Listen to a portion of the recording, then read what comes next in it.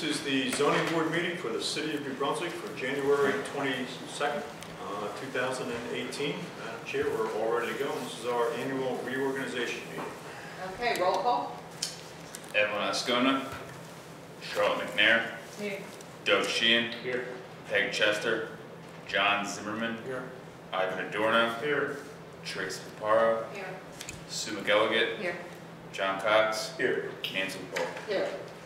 Public announcement, Open Public Meetings Act. Please be advised that the notice requirements of the Open Public Meetings Act have been complied with and satisfied. The annual notice will give sufficient notice of the time, place, and conduct of all public meetings of the Board of Adjustment of the City of New Brunswick has been filed with the city clerk and placed on the appropriate bulletin board in lobby of City Hall, 78 Byard Street, New Brunswick, New Jersey, and been transmitted to the official newspapers of the City of New Brunswick, namely the Home News Tribune and the Star Ledger. Salute to the flag. I pledge allegiance to the flag of the United States of America and to the republic for which it stands, one nation, under God, indivisible, with liberty and justice for all.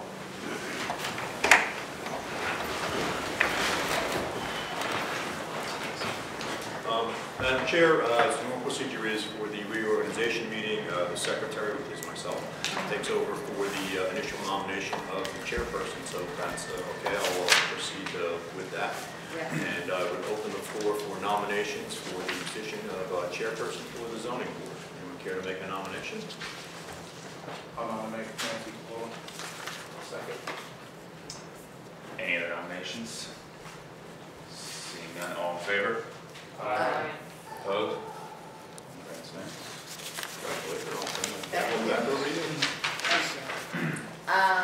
Nominations and appointment of vice chair. I'll nominate John Cox. I'll second. Any other nominations? Seeing none, all in favor? Aye. Opposed? Congrats. Congratulations. Nominations and appointment of secretary. I nominate Glenn Patterson. It's a long silence. I'll second. Any other nominations? Seeing none, all in favor? Aye. Opposed? Thank you. Nominations and appointment of board attorney. Madam Chair, Aaron Dipal has been our board attorney for a number of years. As Aaron is an employee with us, we don't go out and do a RFP for that position, and be the staff's recommendation that we continue to use his services. I think he's doing a great job. Okay. Somebody would like to make a nomination of that? I'll nominate. I'll second. Any other nominations? Seeing none, all in favor? Aye. Opposed? Congrats. Thank you. You're welcome. Nomination and appointment of conflict board attorney. Madam Chair, we went out and did an RFP seeking someone for a conflict attorney in the event that Aaron can't make the meeting or has a conflict with an applicant. We got one proposal back in. That was from Carl Kem of McMiniman in Scotland, who was our conflict attorney last year. We didn't have a reason to use him last year, but he's sought to do that again. And it'll be our recommendation that he be nominated for that position again. Okay. I'll make a nomination to appoint him as a conflict board attorney. I'll second. Any other nominations? All in favor? Aye. Opposed? Nomination of board planner. Madam Chair, we did an RFP for this, and we just had the one proposal that came in for that for Bignell and Associates, who's been our board planner for it's like 13 years now, I believe it is, and we recommend that we use them. I'll make a nomination of Bignell Associates as a board planner. I'll second. Any other nominations? All in favor? Aye. Opposed? Congrats. Thank you very much. You're welcome. Nomination and appointment of board engineer. Chair, this year, looking to use outside consultant for the engineers for both the planning and the zoning boards to line up some of the workload on the city engineering staff. We went out and did an RFP for this. We got two responses, DNR Engineering and CME, and the price for the DNR was favorable, and they've been acting as a conflict engineer and been working with the board a lot. I think we're doing a very good job, so we recommend appointing DNR Engineering, Mr. Charles Carl. I'll make a nomination for DNR engineer as the board engineer. I'll second. Any other nominations? All in favor? Aye. Opposed? Congratulations. Nomination and appointment of hydraulic modeling water system capacity engineer. The next two nominations is for the same reasons. The engineering department, particularly when we have larger applications, uses a proprietary software package to determine if the water lines and so forth have the capacity to serve projects. This was done by Mott McDonald Engineering, and the reason we put this on here is so that we then have the ability to charge the cost of using that, because they charge every time they do that. We can charge it to the applicants rather than the city paying for it directly. And that's the same with the next one, for the traffic systems engineer, is when the engineer needs additional specific analysis dealing with traffic conditions, that we can go out and use Mott McDonald and also have them apply the cost of that to the escrow for each application. So this is the nomination. We're going to do them separately, right? Yeah. First one, I'll make a nomination for Mott McDonald for the water system capacity engineer. I'll second it. All in favor? Aye. Opposed?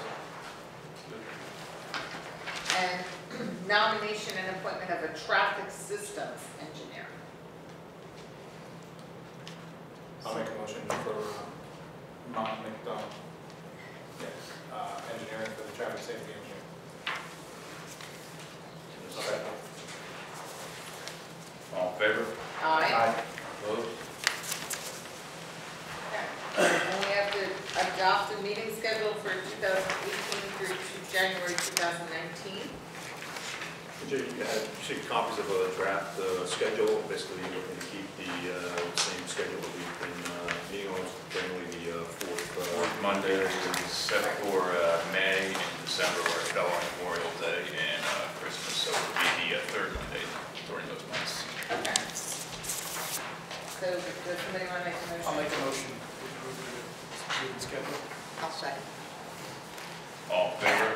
Aye. Opposed? Thank you. Minutes of the board's December 18th, 2017 meeting. Members received copies of the minutes in their packets. Unless you have any changes, motion to approve is in order. Second. All in favor? Aye. Opposed? Minutes are good. Communications and reports, resolutions of memorialization.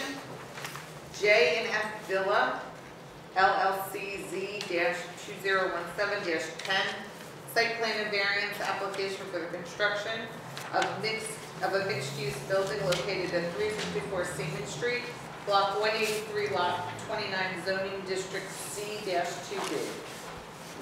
Madam Chair, members received copies of the resolution, and if you have any changes, a motion to approve being ordered. Those eligible to vote are Mr. Cox, Ms. McGilligan, Mr. Zimmerman, Mr. Paro, Mr. Adorno, and Mr. Sheehan. I'll make a motion to approve. I'll second. Doug Sheehan? Yes. John Zimmerman? Yes. Ivan Adorno? Yes. Teresa Caparo? Yes. Sue McElligott? Yes. John Cox? Yes. Peter and Allison Turdove. Okay.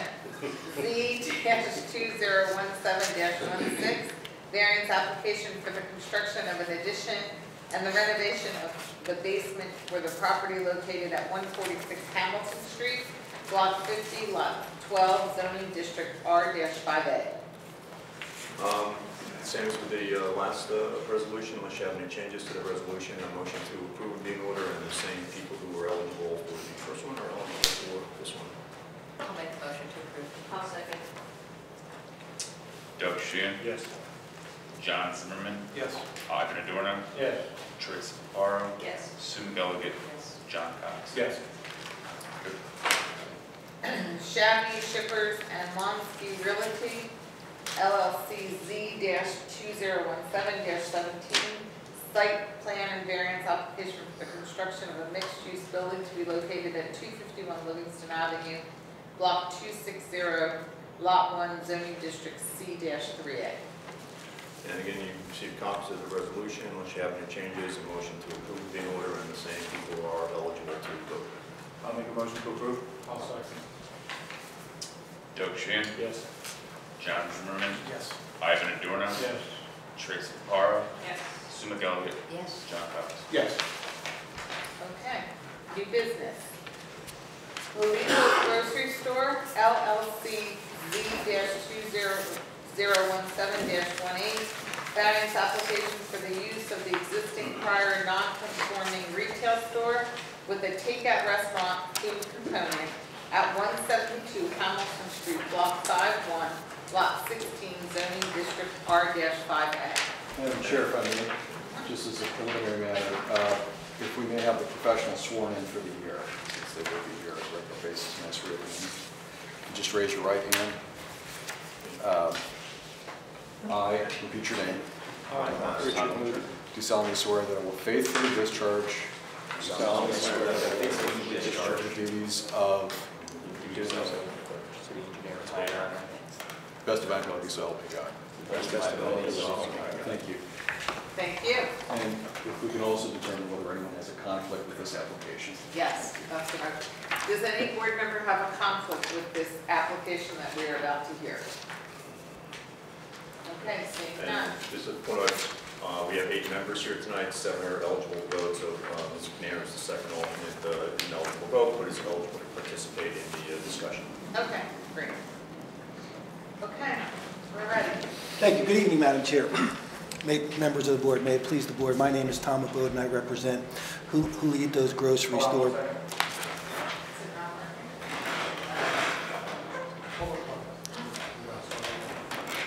We have to start all over.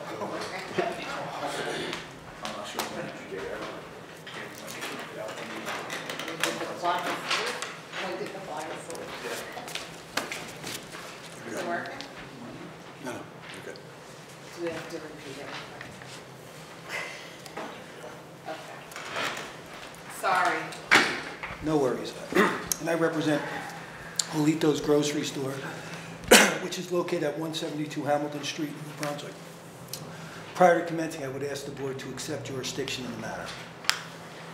Madam Chair, I have in fact reviewed the application notice. It doesn't appear the notice is proper, and this board does have jurisdiction to hear the use variance application. Okay. Thank you.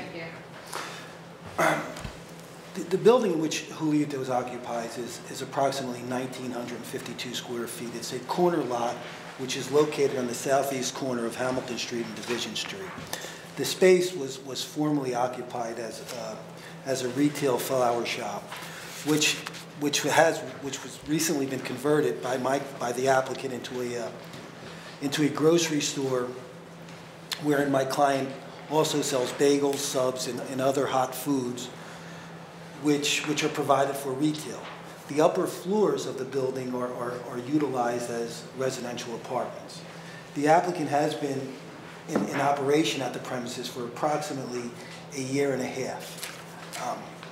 We are making an application for a use variance to permit the applicant to install a grill and range at the site.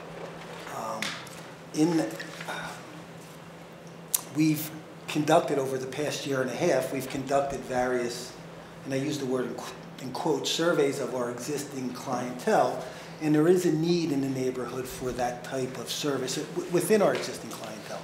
Our clientele has indicated to the applicant, and the applicant will testify that there is a demand for some hot foods, egg sandwiches, morning breakfast sandwiches, burgers in the afternoon.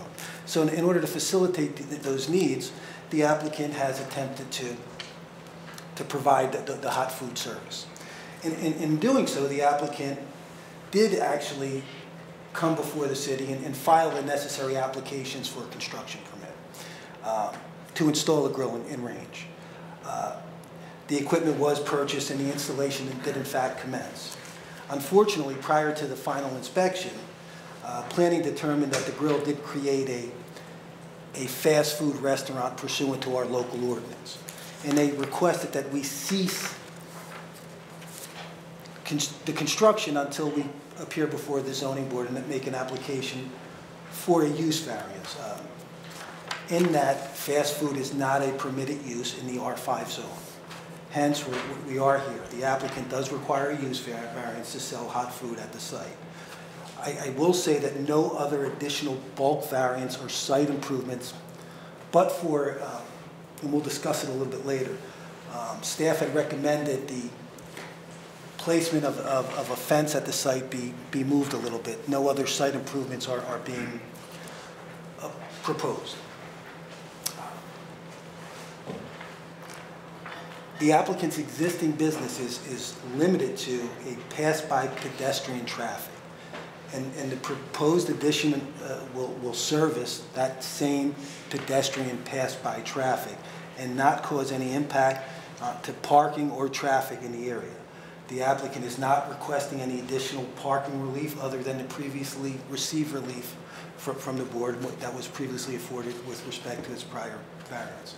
Tonight, we're going to offer two witnesses, the applicant himself, who will testify to the operation of the existing business and what his proposals are, as well as Mr. Hughes, who is our planner, who will take us through the site and what's there now and what we're proposing to do in the future. He's also going to provide testimony to justify the required variance. Unless you have any questions, Madam Chairman or members of the board, we can move on to our first witness. Okay, thank you. I would call Mr. Try and say it. Jakubowski. And I'm going to call him Rich for the purposes of Can you raise your right hand, state your name, spell your last name for me, please? Richard Jakubowski, Jakubowski. And do you swear to the whole truth in this matter? Yes. Mr. Jakubowski, can you tell us what your interest is in Julieto's grocery store? I'm one of the partners in the store. And how long have you owned A Julieto? little under 2 years. And as one of the partners, can you tell us what your duties include? The overall daily operations, management, supply, normal. You know, it's not a huge place, so it's not really hard to take care of and make sure it's fully stocked and operational. And how many hours a week of your time do you dedicate to the... 25 plus. And at present, can you briefly tell the board what is Julieto's grocery store? It's serves mostly Robert Wood is right down the street, so we get a lot of the doctors and everybody to come for a quick lunch. Has a good reputation as a clean place. All the students in that area, I'm sure you know, they come in, and actually my domestic partner Dee, they came over and hugged her at graduation last time because you develop a good rapport with them. So it's the neighborhood. I mean, there's no other way to say it. You know, a lot. Everybody we have are repeat customers. We talk to them all the time, and it really, you know, it's a good business. So we're looking to enhance it. Family business? Family. Neighborhood business? Yeah, we know pretty much everybody. And And all our employees live right around the store. So no employee parking is required? No. What type of product does it sell? Bagels, cold subs, you know, we have a microwave on property. You know, general daily supplies that kids would need in schools, shampoos, soaps, toilet paper, and the normal. Fast foods, what kids like, mac and cheese, you know, the normal stuff. We're not a grocery store like Seatown. We're for the fast moving soups and things like that. And how long have you been in business at that location? A little under 2 years. And how would you characterize your existing clientele at that location? Probably 60% students and then 35% of community around there, or somewhere in that percentages. But it's all walking. It's pedestrian Yeah. clientele, so it's pedestrian pass-by neighborhood clientele? Yes. In your one and a half, 2 years of operation, have you ever experienced any traffic or parking issues at the location? No, but New Brunswick has its parking issues, we know that. But thank you for the pass, you know. But it's, you know, we don't have any parking because it's all foot traffic. There is nowhere to park because right where we are, it's all pedestrian crossways anyway. It's on the corner. How many square feet do you occupy at the location? I think a little under 1,400 square feet. Can you describe the building for us? Can you describe the site? It has a look like an old New York deli. It has the big front windows. You walk inside and you walk upstairs. It literally is like, it looks like a 1950s deli when you walk into it. We wanted to keep that New York deli type look, and that's what it looks like when you go inside of it. You know, you walk in, there's a nice big counter, all the groceries, there's a big coffee stand on your left. Everything is professionally done. Everything is brand new. We enjoy a great reputation for being a very clean facility. We actually have everything open, and the kids are very particular today. You know, they look, if you're clean, you are in their business. You know, and we manage that very highly. And the building is a mixed-use building. It has your business on the first floor and what's on the second Two floor? student residential apartments. On the second floor. And can you describe the lighting in the area and at the site? Well, the lighting is good. We have a street light right out front, and there's lights all around the building, the exterior, the front window, and we keep them on all the time. So it's well lit. Is it adequate to assess to address your needs? Yes. I don't know if I asked you this. What are your hours of operation? 7 to 9 at night. 7 days a week? Yes. And how do customers? Except for Super Bowl Sunday. No. And so later or earlier? Early. And how do customers access your site? Well, it's all by foot. It's 99% foot. You know, it's people that live in the general area. Now, we're here this evening requesting that the board afford you a use variance, correct? Correct. And we're asking that use variance permit you the ability to install a gas growing range hood Correct. at your deli. Correct. Can you tell the board why you're making this request? Well, because we put in, we've done everything permit with the town, cleared everything, electrical, everything we did right. And we went down and we put in a permit for a hood. So we put in a proper permit, we got approved, we bought it, and it's probably 80% up. And when we received a phone call to stop because of the change in use variance, which, you know, we put the brakes on for about 3 months now.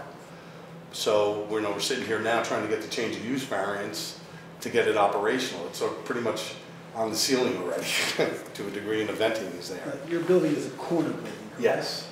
Now, it's situated on the corner of Hamilton and you said Division Street? Yeah, Hamilton Division facing Hamilton. And the face is Hamilton, and it's in a college area, correct? Yeah. And there's a need for this type of service in that neighborhood? Yeah, we're not very heavy. I mean, I know it sounds funny, but you can't go to McDonald's and get an $8 breakfast now. You can come to this store and get a bagel and cream cheese and a coffee for under $5. I hate to say it, but that's the clientele. We're not gouging. We're priced very good for the kids in the area, and we understand our market. And the neighborhood has expressed that type of demand to you, correct? No doubt. And they keep expressing us to do more. That's why we went for the hood, because we could do more, you know? And do you anticipate a change in your clientele? No. Do you anticipate it to continue to be local pedestrian pass-by traffic? Yes. Do you anticipate an increase in any traffic, vehicular traffic or No. parking issues? Do you anticipate any parking issues? No, not at all. Because it's mostly people that live in the area.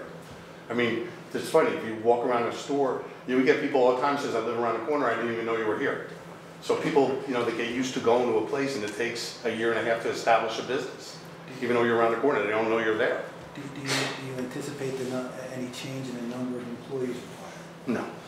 I'd like to talk a little bit about your ventilation system in the building.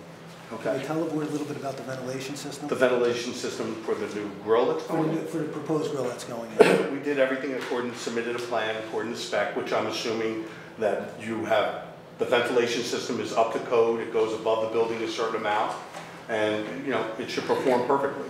We are around other grills that perform, I guess, up to the standard, Is it a stacked ventilation system? Yes. And it goes above the roof, correct? Yeah. And I believe that's code, right? 2 foot above building?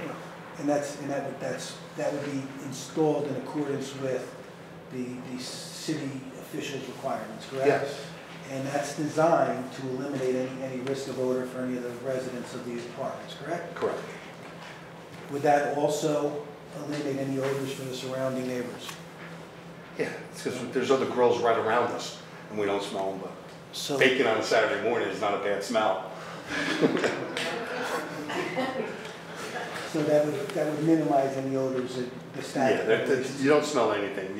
There's other businesses around us. There's a Chinese restaurant. There's another grill. We don't smell any cross ventilation from theirs, and I'm assuming it's up to code. And you would comply with all the code requirements with respect to the installation of the system? Every inspection that we applied for and everything we submitted, we passed on the first inspection every time. Has a grease trap been installed? Yes. And can you explain to the board how how that works? It's normal, you know, it separates the grease from the water. It's a separate facility that holds the grease. It gets emptied every 6 months. And it does what it's intended to, not to clog the sewer system. And that separates it from the sewer Yeah. system, correct? And throughout the prior installation of your system, there was periodic inspections by the city? Yes, and every inspection we passed on the first shot. We didn't do anything cheap. We bought all the machinery, all the refrigerator, everything is new. Nothing is garbage. Can you explain to the board how you plan to implement your delivery services to your premises? I know it sounds funny, but we're not that big. I pick up the food, I have a truck at home, a small Jeep. Everything that we need to resupply the store is basically done out of there. Every once in a while, we'll do a Crisdale order, which is maybe 20 boxes, which I'll pick up, and I don't need special parking. I park in a regular spot, the 3 guys come out and we bring it in. There's no milk deliveries, there's no special big delivery trucks that block anything. I can supply that store. We're not serving like the McDonald's amount of people. And how many employees do you have on site at one? 3, 5 count me and D. But how many are on 3. staff at a given time? 3. 3, okay. Do you have security at the facility? Yeah, we have cameras all over, you know, outside, inside. And do you believe that to be sufficient security? Yeah. Are you proposing, I talked a little bit in my opening about relocating the fence in addition to staff recommendations, moving it back? Yeah, they wanted to move back a foot because the building behind us, when that was a butcher store in 1892, was a stable. And that building is on the line of the property, and they want to move the fence back a foot, since that's the only portable part to get off the property line. Should the board afford your use variance as a condition of approval, would you be willing to move the fence back in accordance to the recommendation of staff? Sure, it's not hard. Can you also explain to the board your garbage and recycle waste management? Well, we have enough garbage cans out there. We have huge 2 city garbage cans and enough, probably 6 recycling cans for our facility, which it never overflows. And a lot of it is cardboard boxes, so that goes out for normal pickup. It's not any more or less. Most of the food today comes in a cardboard box, you know, so we're not going to produce any more. And we have more than sufficient room to store our garbage. And you would comply with whatever requirements Whatever. the city engineer requires in terms of garbage and Mm-hmm. Does the proposed range have a fire suppression system? Yes. And can you explain that briefly? Well, I mean, I'm not really engineering-wise that good on it, but I know it's a suppression system that's forced air. But once it reaches the temperature, it'll put any fire out in that particular area. And I know it's up to code. And lastly, in the staff comments, there was some concern about moving the ductwork to the rear of the building. Right, they didn't want it on the exterior. They wanted it going to the rear of the building and up, not to be on the side, outside, which is not a problem. And again, should the board afford your use variance as a condition of approval, would you be willing to move the ductwork to the rear of the building? Yes. Madam Chair, I have no further questions. I don't know if the board or members of the staff have additional questions.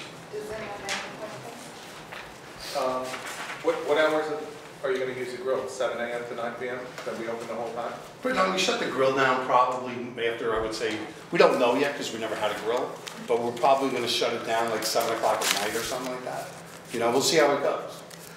When the kids, college kids are in, it's open later. When the kids aren't here, we don't have to be open as late, you know? But they get hungry at 11 o'clock at night, believe it or not. Is the building handicap accessible? Yeah, I believe there's a ramp in the back. And I know the bathroom that's in our facility, even though we don't have it out to the public, is handicap railed and everything. And you say that you're going to move the exhaust fan to the back of the building? Yeah, to the back, so they do the up, I guess the ductwork up above the ceiling line and out through the hall and up, as opposed to out. So they're going to be up at the roof of it, or is it going to be similar spot like you have here on the side of the building? Whatever they require for the town, I'm not sure if they, whatever they suggest to us and what they approved, I don't know. I don't remember the picture off the top of my head. We would comply with whatever staff requires. Whatever. Any other questions? Thank you. Thank you. Madam Chair. Yes. Just really quick, just a request. The applicant has done a good job addressing the comments I offered in my December 19th report. I would just like him to make a request, just so the city engineer's records are more complete. If during the course of his project, he could just mark up the survey that he provided to show existing water connection lines or sanitary sewer lines as they exist, and provide them to Mr. Moody so he can update his records. Okay. You mean where the bathrooms are and the water line? Well, no, just out on the street in the public right of way where your sanitary lateral is, where your water connection line is. Okay. I think they're marked. All right, okay. Great, thank you very much. No problem. Thank you. Thank you. Can you raise your right hand, state your name, spell your last name for me, please? Keenan Hughes, H-U-G-H-E-S. And you look into this matter? I do. Thank you. Let's review these things here several times. Have your credentials changed since the last time you did? No, they have not. Okay, Thank you. Thank you. Congratulations on your reappointment and all the other professionals. Thank you. Do you have anything you want to mark? Yeah, I do have some photographs of the interior of the grocery store, which I took, and I would like to circulate these to the board. And they're dated today? They're dated today. I believe I have enough copies here. How many photographs are there? There are 2 or 3. 4 photographs. 1 through A4.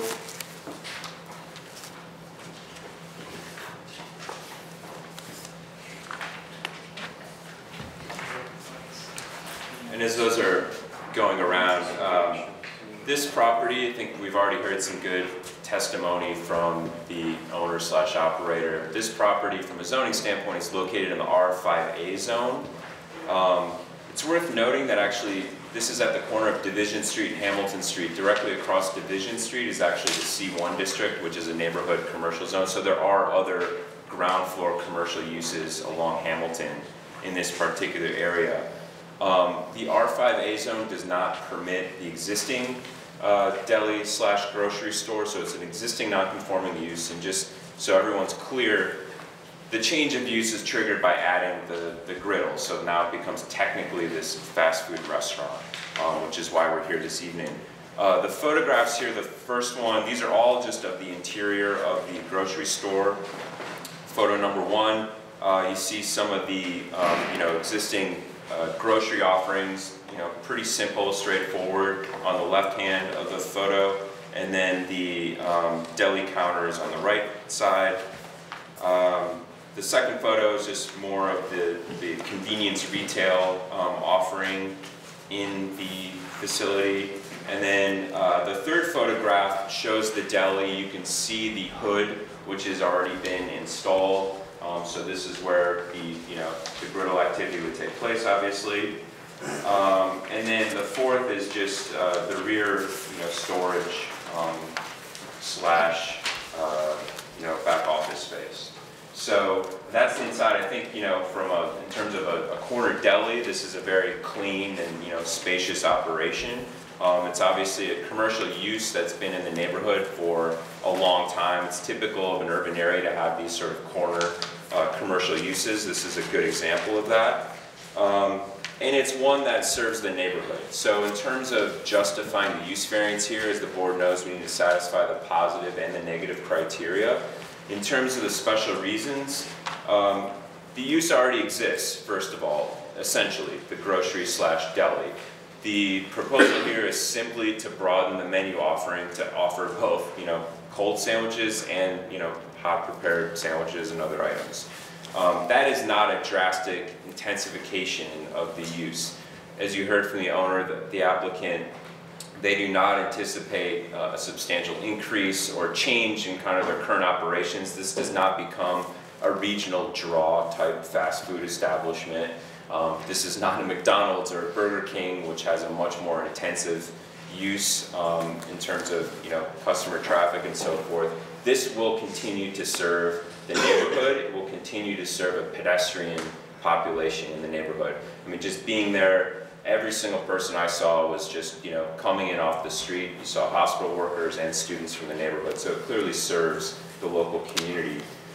So in that regard, I think the grant of this variance would further purposes A and G of the municipal land use law in terms of providing walkable retail options within the community. One of the interesting things we heard from the owner was that when they initially sort of informally surveyed people, a lot of students were saying, well, it would be really nice to have, you know, some hot breakfast, for instance, in the neighborhood, because now I get in my car or we, you know, get it delivered or whatever. So you're encouraging more walkability in this immediate neighborhood, which is a benefit to the community.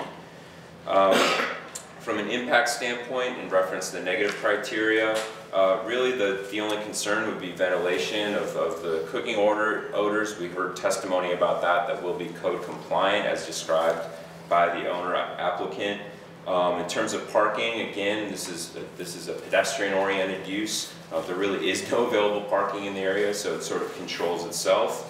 And then finally, just in terms of reconciling the grant of this variance with the existing prohibition on the use, it's clear why fast food establishments are not permitted in, you know, the city's residential neighborhoods. You wouldn't want a McDonald's establishing in the first floor of a place on Hamilton Street. This is a little bit different. It's just a minor tweak to the existing offerings of a corner deli.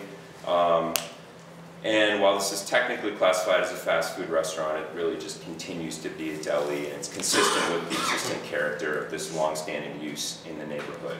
So with that said, I think there's a justification here in reference to both the positive and the negative criteria to grant this D1 use variance that's being requested. And that's all I have in terms of direct testimony. Thank you. Does anyone have any questions? Thank you. Thank you. We have no more witnesses this evening. Okay, thank you. Mr. Patterson, do you? Oh, sorry. Say it.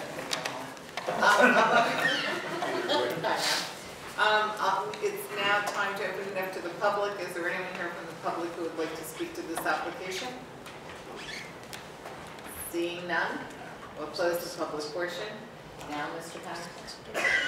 If the board seeks to make a positive recommendation, it has the following conditions: compliance with terms of the DNR engineering report dated December 19th, and the city engineering report dated January 22nd, 2018.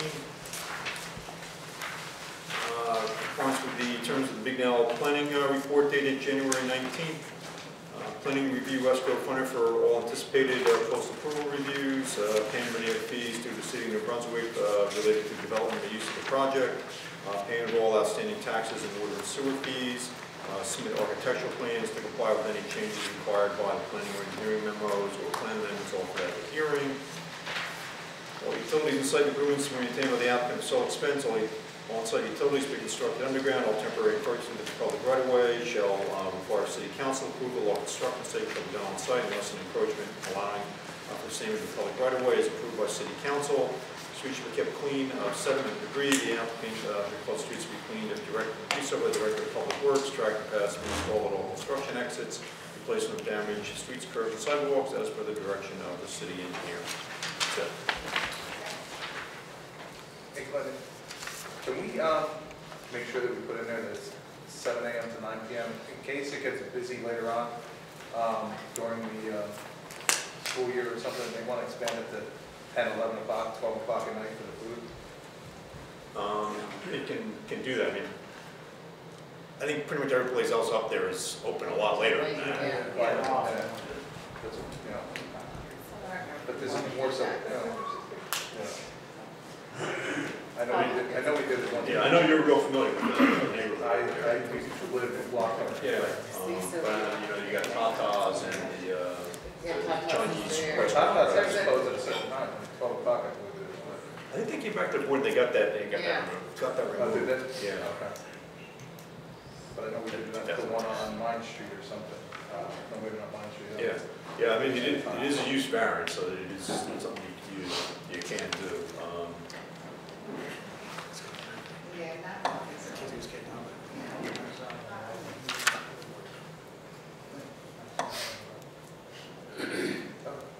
It doesn't seem like anyone else is in favor, so.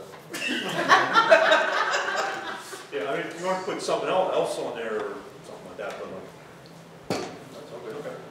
Just figured I'd bring it up. Okay, so does anybody want to make a motion? I'll make a motion, we approve. I'll second. All right, who's second that? Yeah, whichever, they both said the same Go thing. by, I don't know. Alright, well, Doug Shin, Yes.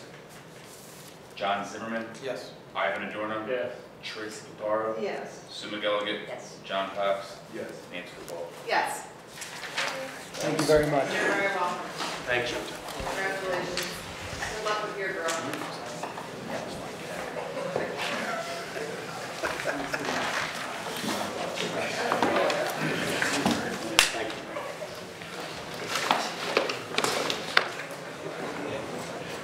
Good night, take care. Thank you.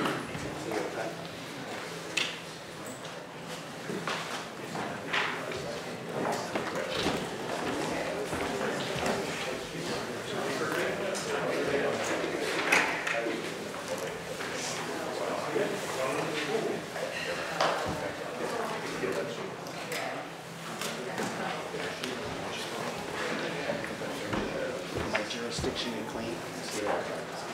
Perfect. I'm not going to ask her. Okay. Ready?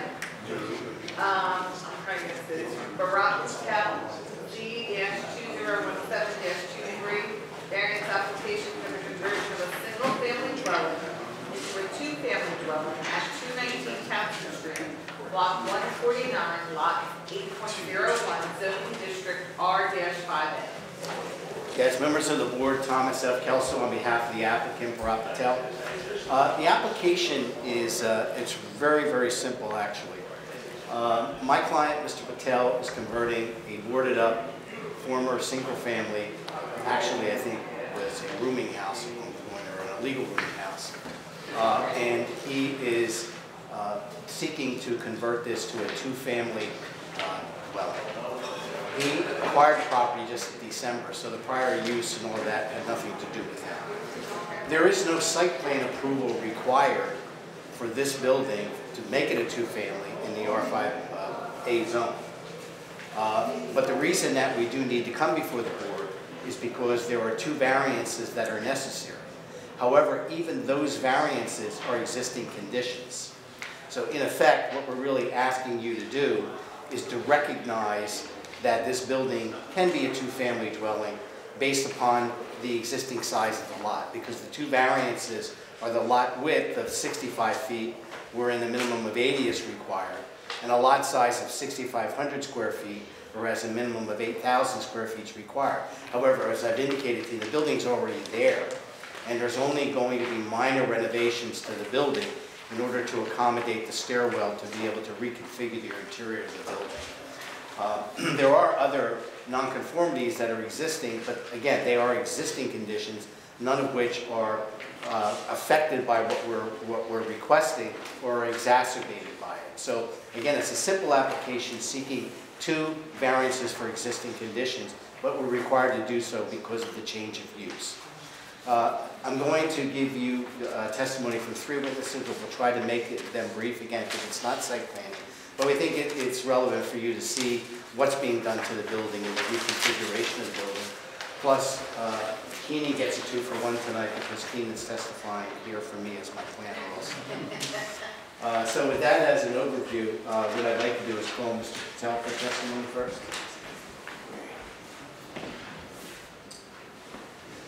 Can you raise your right hand and state your name, spell your last name for me, please? Bharat Patel, P-A-T-E-L. And you swear to oath in this matter? Yes. Mr. Patel, you are the owner of the property that's located at 219 Townsend Street, Yes. and you did just purchase it recently, correct? Yes, about 2 months ago. 2 months ago. And is there anything that I said in my opening that isn't right as far as you know? I hope you're listening. You are quite correct. And Mr. Patel, for the record, you are a licensed professional engineer, is that correct? Yes. So in that capacity, you've actually worked on the plans for the building, and there are some actually exterior changes that you're going to make it actually a better operating building, is that correct? Yes. Okay. What I'd like you to do is just indicate what you're doing to the driveway so that they understand the purpose of it. And then I know we have the exhibit that we want to mark so we can show. Right, in terms of the building exterior, I will just explain the interior, re-layout, architect will explain. Yeah. In terms of the driveway, you have it in the packet, it's not so much of an engineering work, But we'll mark this, well, the survey I think was included. in This it. was, both of them are included, this is just a blown-up version Okay. and colored up. All right. So the building has a driveway on the right side, it is 7 foot wide, but it's not quite 7 foot wide. In the middle, there is a 2 foot grass strip, so every time you go, you just wander around and making mud on either side of the driveway.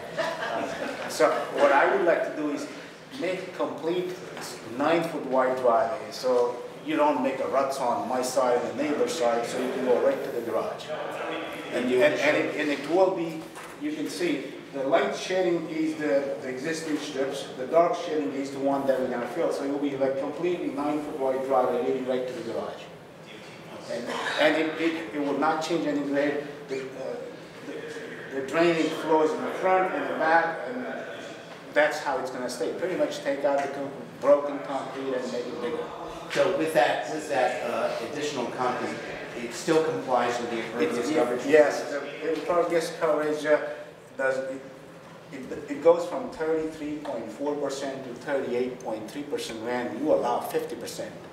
So it doesn't exceed, it doesn't even come close to 50%. And so for you as the owner, but also as an engineer, it's an improvement to be able to... Oh, it is. Otherwise, I mean, I only purchased about 2 months ago, you will see a lot of ruts. The building was boarded up, so nobody was driving on it before my purchase. But you always miss it. It's really narrow, and in a wet season, you'll make a mud. All right, and what else I want to ask you, I believe the building, as it previously existed, had 7 bedrooms, is that correct? Building has a 7 bedroom. It had a violation where the basement was converted to have 3 additional rooms. And that's a violation. I found out from my application for inspection application. But 7 bedroom, it's still quite big for one family. It's a 4-story building, including the basement. It's 7 bedrooms, 3 bathrooms, and it's big for a current family size. So we would like to convert that into 2 families. So your intention is to convert it into a 2-family? Yes. And each one of those units from... Each one of those units will have 4 bedrooms and 2 baths, minimum, and a living room and an eating kitchen. Okay. Now, in the planning report, I know there was some question about the permitted occupancy in the building, and I believe, if I'm not mistaken, the report indicates that the building department's records indicate that it was permittable previously for 15 residents. Yes. And that based upon your plan that's being proposed, you could occupy with up to 20 residents. Yes. However, I believe that you would indicate on the record that you are agreeing to limit the occupancy to 2 per room, 16. To 16. So it would be less than what would otherwise be permitted by code, and it's in line with what was previously was the occupancy. Yes. Okay. There's also a notation in the report with respect to there's an existing 8-foot chain link fence. Yes. And that was installed by the previous owner when they boarded up, so nobody gets in there. It was only brought to my attention from the previous report. I will remove that or reduce the height to be 6 foot, and we put that note on the plans. Okay, so that is a note on the plan. It will be changed to 6 foot, which was already installed before I bought it. Okay. I believe that's the only questions that I actually have for Mr. Patel put on the record. Does anyone have any questions? Thank you. Thank you. At this time, I will call Mr. Joseph Sapphire for testimony. Can you raise your right hand, state your name, spell your last name, please? Joseph Sapphire, S-A-P-H-I-R-E. And you swear to the whole truth in this matter? Mr. Sapphire, you are a licensed professional architect in the state of New Jersey, is that correct? That is correct. In that capacity, you work with Mr. Patel to reconfigure the interior of the building, and actually some exterior renovation with regard to making this a two-family building. That's correct. Mr. Kelso, if I may. Mr. Sapphire, you've not appeared before this board before, have you? I have not. I am familiar with Mr. Sapphire. I believe he's worked on a project in Lake Piscataway. Nelson School. Yes, Lake Nelson School. I was about to ask him as well.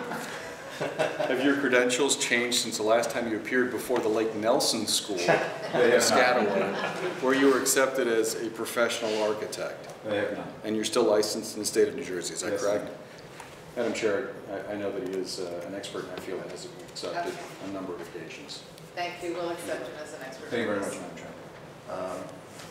If you could then please, if you could go through the modifications in the floor plan so the board can see what these two units will look like, and feel free to use the exhibits which. These are the exhibits that were presented to the board.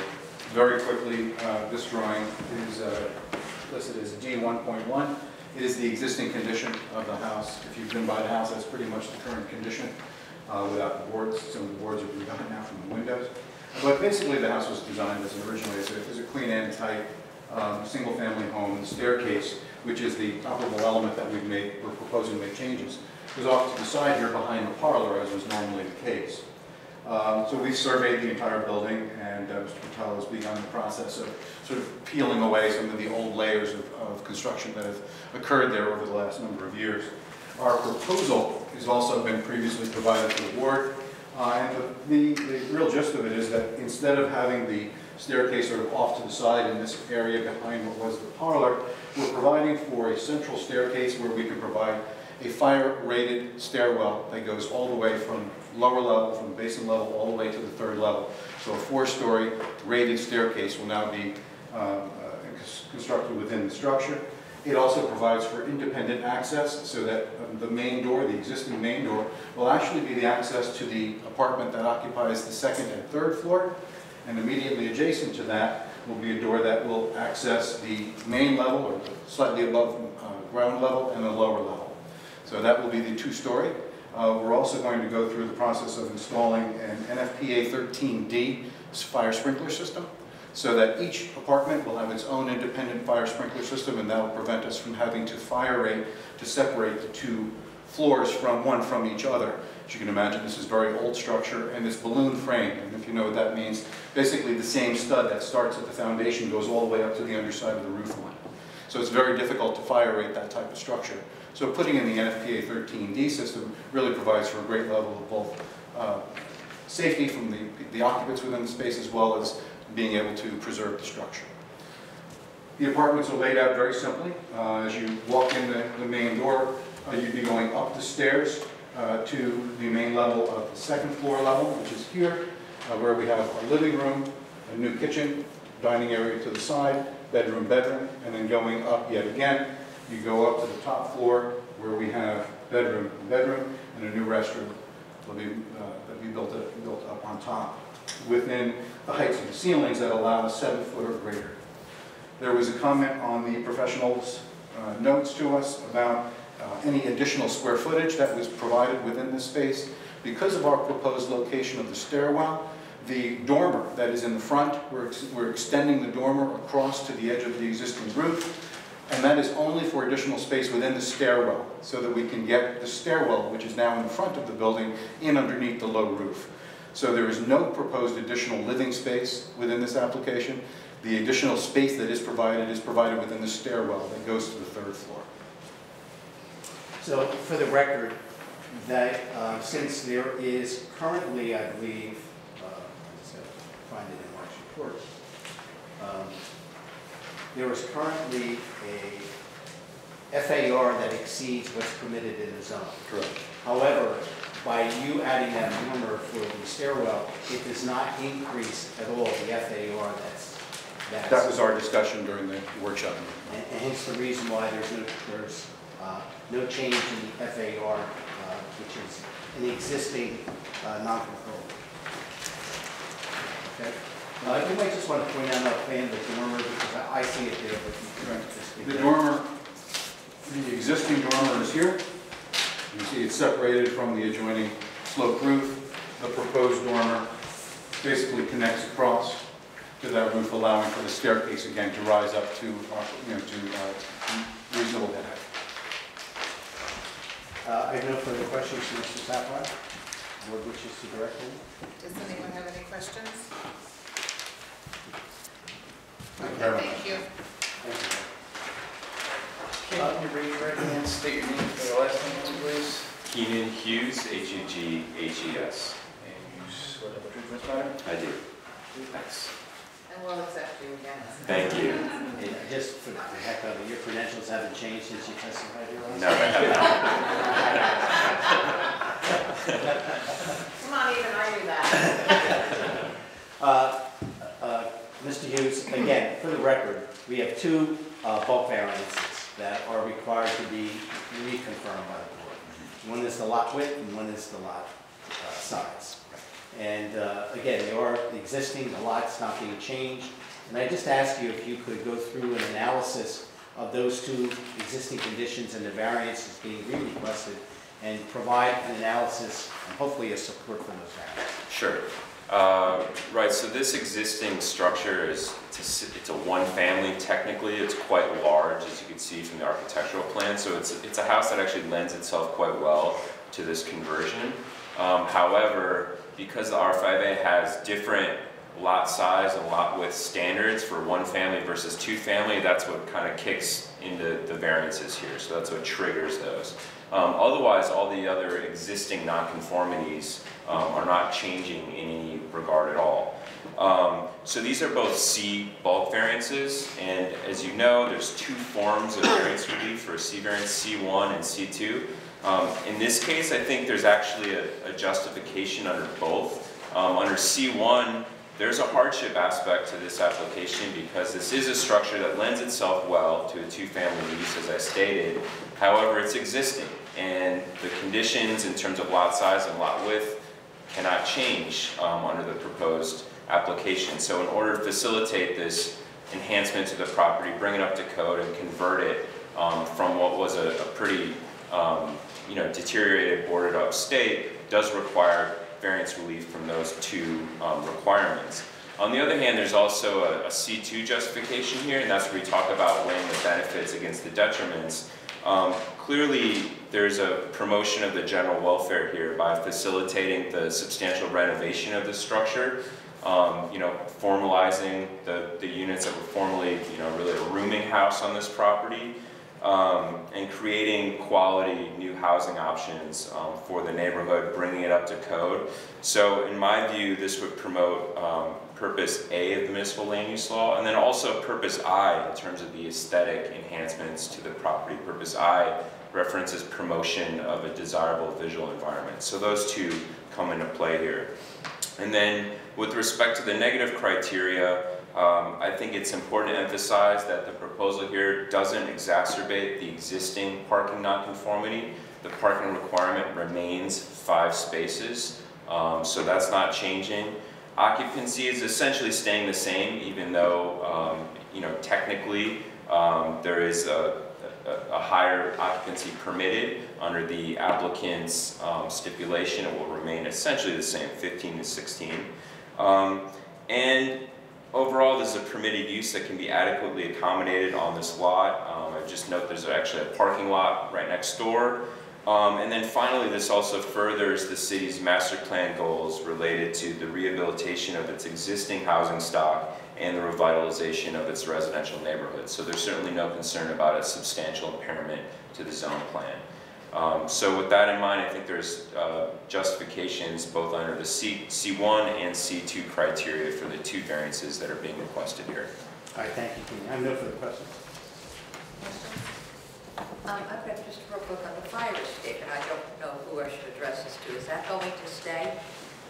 Yes, it will. Huh? Yes, the fire escape that's currently mounted on the outside of the building will remain. And it is in working order? It is in working order and will be retested, of course, when the construction code official goes through for riser, run, and for adherence to the building. Thank you.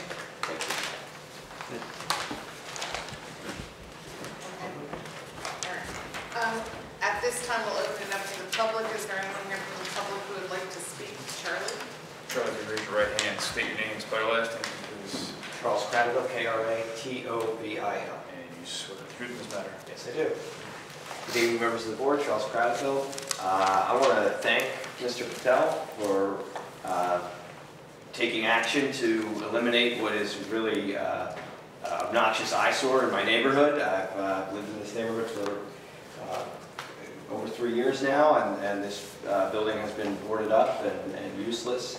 And I'm glad to see that something's going to happen there. I wanted to ask a couple questions. Mr. Patel mentioned that there was a violation there. Was that a violation that the city caught, or was this a violation that was not discovered until he discovered it himself? It sounded to me like it was something after, he found out after he bought the house, but I'm not sure if that's accurate. Other than the relevance of the question, I believe that's correct. Okay.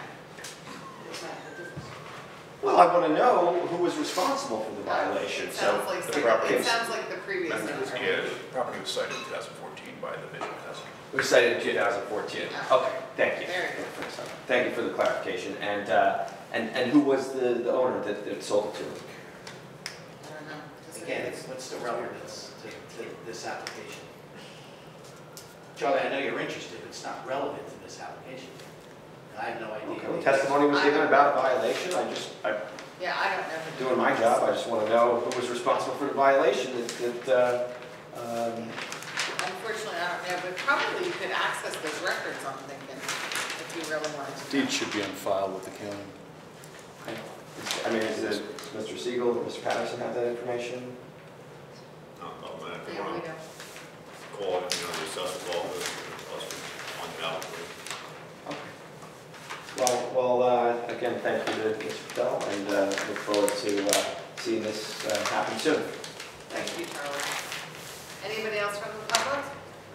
Okay, seeing no one, we'll close the public portion of the meeting. Mrs. Patterson? If I may, I had a couple Yes. engineering questions. Sure. I guess I missed that time. It's okay.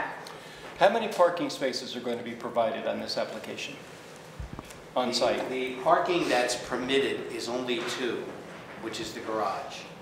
However, and that's all that the city can. It's the combination of the garage and the driveway. Correct. You So can it's get credit, you four. only get credit for 2. But you can obviously fit in more than that. Correct. It obviously can fit more in tandem, but it's 2 in the garage. My understanding is that 5 spaces are required for the 2 single-family uses. Unless, Mr. Moody, you weren't paying attention to what was indicated, there's no exacerbation because there's a variance condition already. The requirement for a 2-family is the same as the 1-family, and therefore there's no change in the variance. Therefore, a variance is not required in this application. A single-family use requires 5 parking spaces? Why don't you ask your We made the determination that there was no parking variance here because the existing single-family use had a parking requirement of 5 spaces. The 2-family use also has a parking requirement of 5 spaces. So our determination, is the planning office's determination to make, is that there's no change, that there's no variance created, nothing's being exacerbated.